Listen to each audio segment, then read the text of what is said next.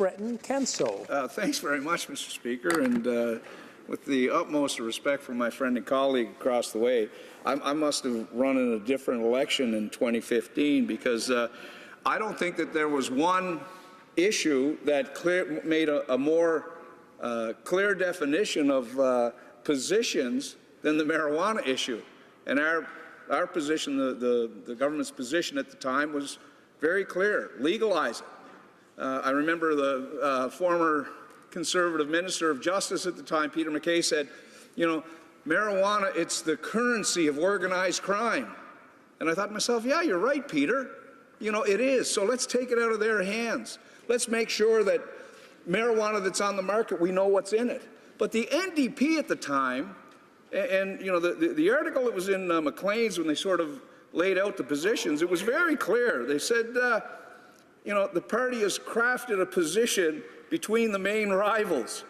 It calls for decriminalization, but not full legalization. So when the member across says, you know, they've been proponents for legalization, I think he's gilding the lily a little bit on that one, Mr. Speaker.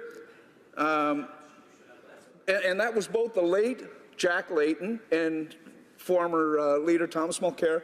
Both said that they spoke in favor of decrim, but nowhere did they support legalization. So I asked the member, there are other issues around this, yes, but will he support this this bill, the legalization? Before the honourable member answers, I just want to remind the honourable members, just because someone isn't a leader of a party anymore doesn't mean they're not an MP, and we refer to them as their riding title, not by their name. The honourable member for Vancouver Kingsway. Thank you. Well, of course, there's so much hypocrisy packed into that question, I don't know where to start. The NDP has always, since 1972, the Ledane Commission, the New Democrats have campaigned on decriminalization always as a first step towards legalization, which is what we have always said, and my honourable colleague neglected that second step, because you have to decriminalize before you can actually legalize, and that's what we thought we would do. Now, but here's the real hypocrisy. So the Liberals, just like their promise on electoral reform, seem to have gone backwards on that. They said they would legalize marijuana, legalize it. So they'll have to explain to Canadians, and as soon as this happens, Canadians will start asking them why someone who has 31 grams of marijuana in public is going to be criminally charged and face 14 years in jail. Why someone with 5 plants, not 4 plants, faces criminal conviction and will go to jail for that. Why an 18-year-old passing a joint to a 17-year-old will go to jail for that offense. If cannabis is legal, they'll have to explain to Canadians why Canadians are going to jail under Liberal legislation that promised legalization. I guess that's Liberal legalization, Mr. Speaker.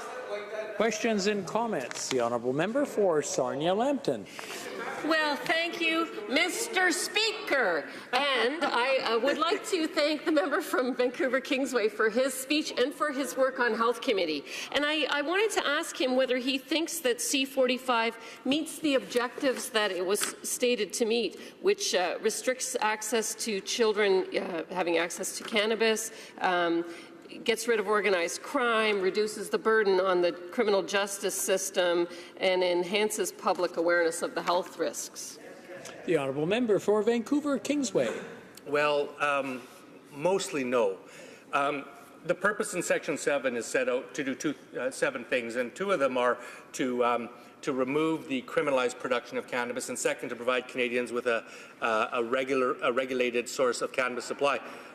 But they forgot edibles and concentrates. Anne McClellan, the former Liberal cabinet minister who chaired the task force to recommend to government, told this government that they should legalize edibles. Why? To take it out of the hands of the black market and make sure Canadians have access at least to safe, regulated, quality-controlled edible products.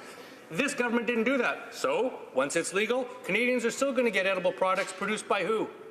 Produced by the black market. So it didn't meet that purpose.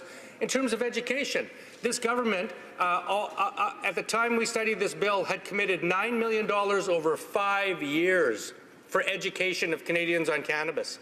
Just yesterday, they announced another, I think, $32 million over 5 years, which will bring us up to about $45 million over 5 years, about $9 million a year.